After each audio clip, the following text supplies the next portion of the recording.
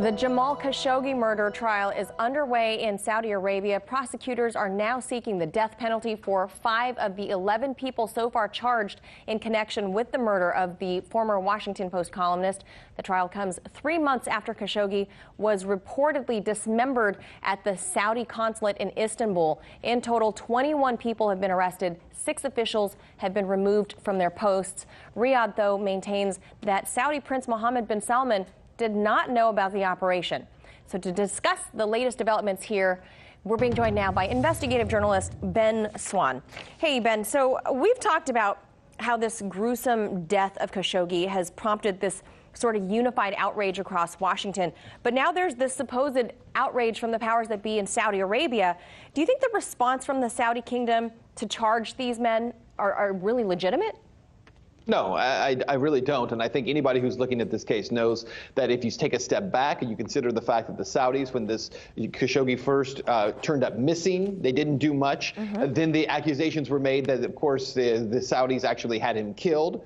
There were shifting explanations for some time about what actually happened to him. And then finally, now they have kind of decided to pin the blame on 5 specific people, 11 total. 15 were involved, 11 involved directly in his murder, 5 now being charged with murder. And so the numbers keep changing, and so few details even then have been released about if these 5 people that are on trial right now they're seeking the death penalty for were involved. Why not give us a clear explanation as to why those 5 would go rogue against the wishes of the Crown Prince, against the wishes of the Saudi government, and carry out this gruesome murder? I think anybody who knows anything about the Saudi government knows it's highly unlikely that these government officials would simply just go rogue and do this on their own. Right. Sounds a little bit like a dog and pony show.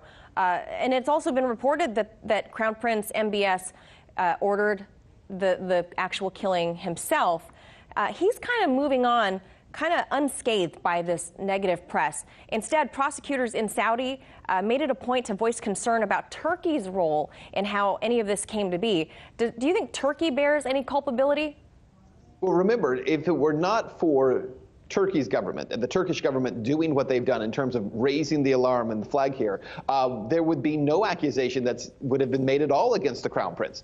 So Turkey has really been the ones who have been pushing and saying that the Crown Prince was involved, that he knew what was going on, that he possibly even ordered the death. Our CIA says that that is true, though I would like to see evidence of it because I don't really trust most of what our CIA has to say anyways, especially when it comes to foreign affairs. But let's see it. Let's see some of the evidence of that. But Turkey has been saying that for some time. Obviously, the Saudis don't like that. The Saudis are resisting, any involvement by Turkey whatsoever. But again, I think we have another problem here, which is that you have the Crown Prince and the Saudi royal family so financially involved in tech companies and in media companies around the world, and especially here in the United States in Silicon Valley, that it's very concerning to me that a lot of it will be ignored because of the financial stake that they now have in so many companies. And Ben, Turkey is actually requesting that Saudi extradite, they're saying 18 suspects to Turkey. That's according to Turkey. Those are their numbers. To extradite 18 of the Saudis to face charges and undergo trials there in Turkey. Do you think that should happen? I think it should happen. I mean, this murder took place in Turkey. It took place in Istanbul. Yes, it was at the Saudi consulate, but it still took place here. His body was disposed of in Turkey. And so I think that absolutely it should take place there. But there's no way it's going to take place there because the Saudis are interested in wrapping this up as quickly as possible. And probably, let's face it, they will probably sentence to death at least 5 people involved in this who will ultimately go down for it. And will we ever really know the extent to which the Crown Prince was involved or if he was truly involved? We may never know that. But it will be wrapped up pretty shortly because more than anything else, the Saudi government and the Crown Prince wants to move on. They want to stop talking about this, and they want to get back to the business of building out, again, the portfolio of the kingdom. Right. And the international fallout, though, from Khashoggi's death that you and I have talked about has really highlighted a lot of other things, shine the spotlight on Saudi Arabia for everything, including the onslaught in Yemen, causing this massive humanitarian crisis that we know about there. No matter what happens with those cases in Saudi Arabia, should we, everyone watching, should we take heart in knowing that the loss of this one man might actually serve to shift the tide of U.S.-Saudi relations, or is this kind of just wishful thinking?